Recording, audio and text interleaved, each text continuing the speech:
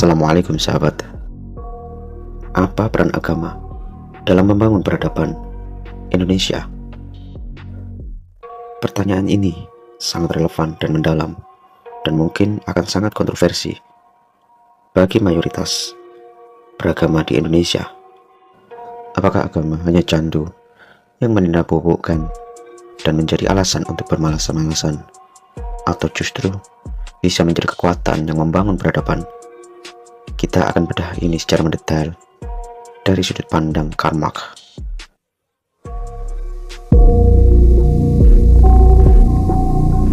Menurut Karl Marx dan Engels, peradaban dan masyarakat bergerak melalui pertentangan kelas. Mereka percaya bahwa basis ekonomi, yaitu sistem produksi dan distribusi kekayaan, adalah fondasi utama yang menentukan segala aspek kehidupan.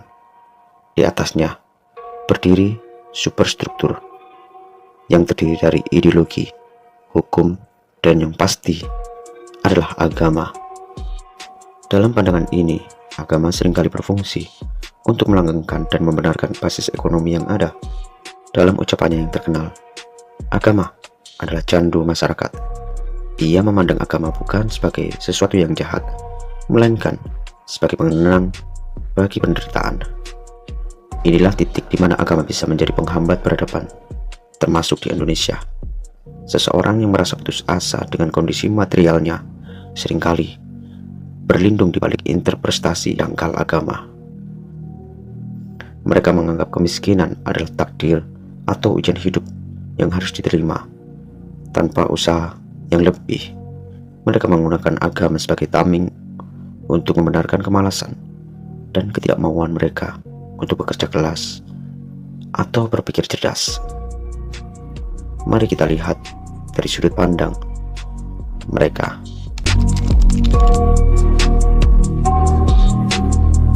Agama adalah alat yang efektif untuk kontrol sosial. Mereka senang melihat kaum buruh yang pasrah dan malas, karena itu berarti tidak ada ancaman revolusi. Narasi takdir dan sabar seringkali menjaga peradaban tetap dalam tatanan yang menguntungkan mereka. Dari perspektif Marx, ini adalah bentuk kesadaran palsu. Mereka melihat agama sebagai solusi, padahal akar masalahnya ada pada sistem ekonomi dan juga kurangnya inisiatif mereka sendiri. Persepsi ini tanpa disadari menjadi penghambat yang mencegah mereka bangkit dan membangun peradaban yang lebih maju dan adil. Tapi, apakah pandangan ini sepenuhnya benar?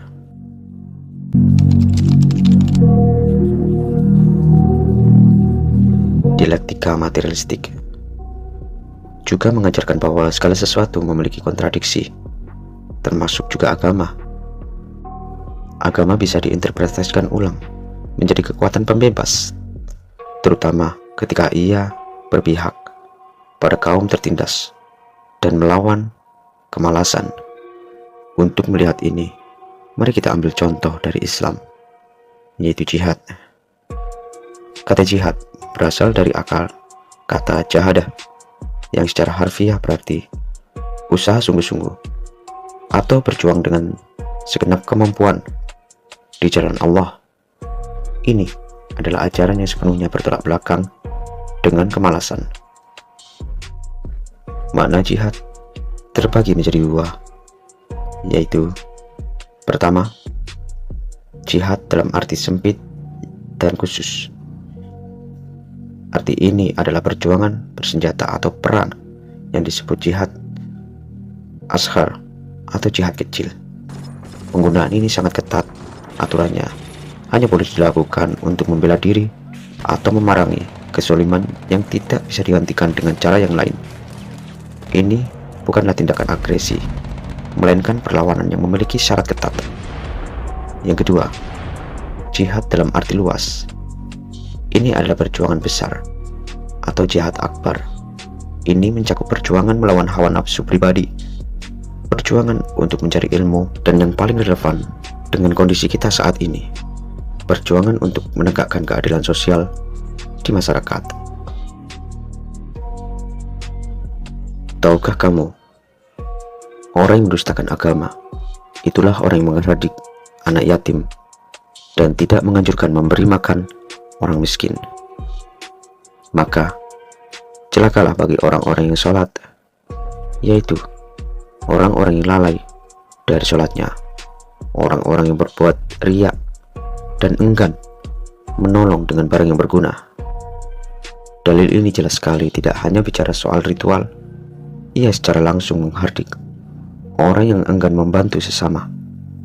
Ini adalah fondasi moral untuk melawan kemalasan dan ketidakpedulian. Peradaban yang maju, khususnya di Indonesia, tidak akan bisa terwujud jika fondasinya adalah orang-orang yang egois dan enggan membantu. Mari kita geser. Mereka melihat agama bukan lagi sebagai pelarian, melainkan sebagai panggilan moral untuk beraksi. Perspektif ini menafsirkan jihad sebagai kewajiban untuk saling bekerja sama melakukan kerja keras, yang merupakan kebalikan dari kemalasan, dan cerdas untuk menggunakan akal dan strategi untuk keluar dari kemiskinan. Individu yang memiliki perspektif ini mempersepsikan agama sebagai sumber kekuatan dan legitimasi moral. Mereka tidak melihat iman sebagai janji surga yang pasif, melainkan sebagai perintah untuk berjuang demi keadilan di bumi. Ini bukan lagi candu, tapi energi yang revolusioner yang memotivasi mereka untuk membangun peradaban yang lebih baik.